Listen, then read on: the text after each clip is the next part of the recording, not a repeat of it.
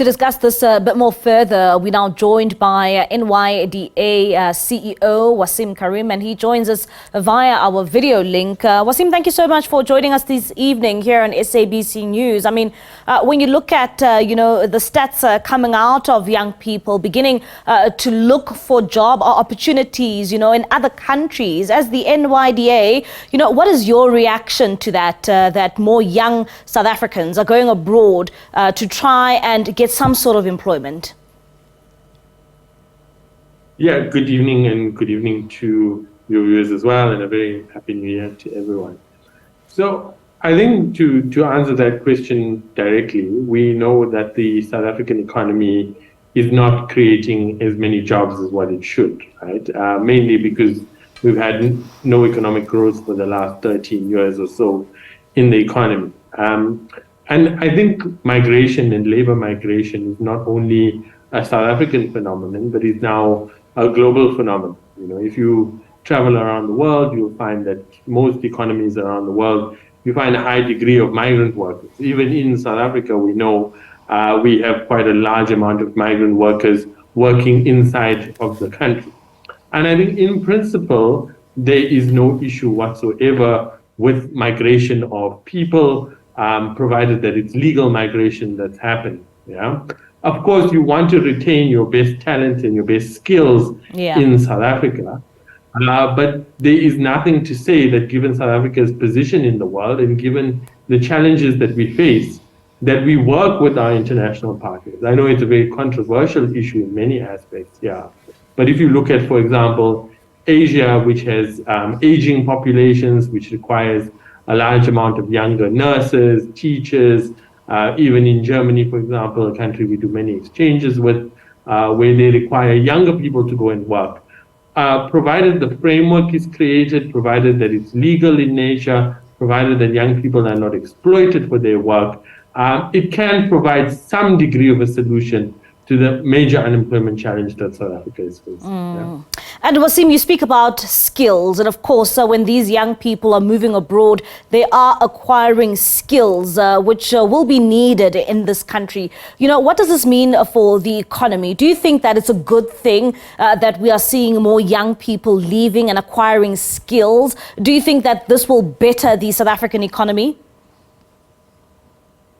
Yeah, definitely. I mean, I saw a very interesting report the other day to suggest that post the pandemic, many South Africans who had emigrated abroad, many of them have returned home and brought the skills that they learned internationally back to South Africa. And I don't think that's necessarily a problem, right? I think where skills go abroad and they don't come back, that could be a massive challenge for the country. But I think where people go internationally, they learn best practice, they bring that back to South Africa, I don't necessarily think it's a major issue. And I think we should, because I think one of the things South Africa has done really well is establish ourselves as a global country, right? We need to make all of these relationships that we have with the G20 and BRICS and the United Nations, we need to make those relationships work, and we need to make those relationships help us solve many of the domestic challenges of what we face, of which we know unemployment is very high up on the agenda. And these platforms are being created for young South Africans to tap into the opportunities which are available for them in other countries. What do you make of that? Especially, you spoke earlier about a very high unemployment rate in this country, and the fact that the South African economy is really struggling here to create employment opportunities for young South Africans. So I think you raise a very important point about what we call the platform economy, right? And I think we've seen the rise of the platform economy in South Africa around the world. So for example, how Uber has, for example, changed the way we engage with transportation services, right? The way a company like Sweepsa has improved working conditions for domestic workers and household workers, and I think we know that digital and tech and the platform economy is such a critical piece of the puzzle in the future. And what we talk about in South Africa is we talk about the fact that if you were to open the newspaper or search online, you'll find that almost every day their jobs being advertised, right? But many of these positions, we estimate that on an annual basis, there are about 500,000 jobs that are advertised that go unfilled. And we talk about making young people visible to the labor market, right? So we know young people face many challenges in accessing opportunities, in accessing jobs. We know the high cost of data, the high cost of transport, but also the right kind of networks, the right kind of social networks that young people need to be able to be connected to opportunities and jobs.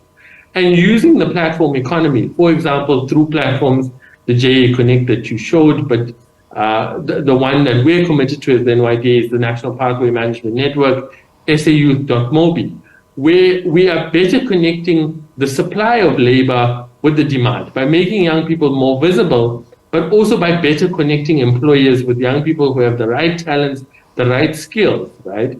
We're solving a very unique problem in the labor market. And that overall can also help us reduce the high levels of unemployment that we see. Yeah. And when we look at the high unemployment rate and we see these new trends coming up in South Africa, especially pertaining to young South Africans, what does it say about government? One would ask, has government failed young South Africans in this regard if they are still unable to create tangible jobs for the South African society? Yeah, so I think as we reflect this year on 30 years of democracy, I always like to reflect on the positives that we've had and as well as the drawbacks in the economy, right? And of course, always to start with the positives is to say, South Africa is a better place to live today than it was 30 years ago. And I always give the example of higher education, right? Today, South Africa produces 4 times the amount of Black African graduates than what we did in 1994. Yeah? And many of those graduates we know have not only gone on to display their talent and skills on a local sphere, but they've also done it on the international stage. We see many of our young entrepreneurs, our scientists, our accountants, our engineers making their mark across the world. So I don't think it's all negative in nature. With that being said, we can't walk away from the fact that we have the worst unemployment rate in the world. Yeah?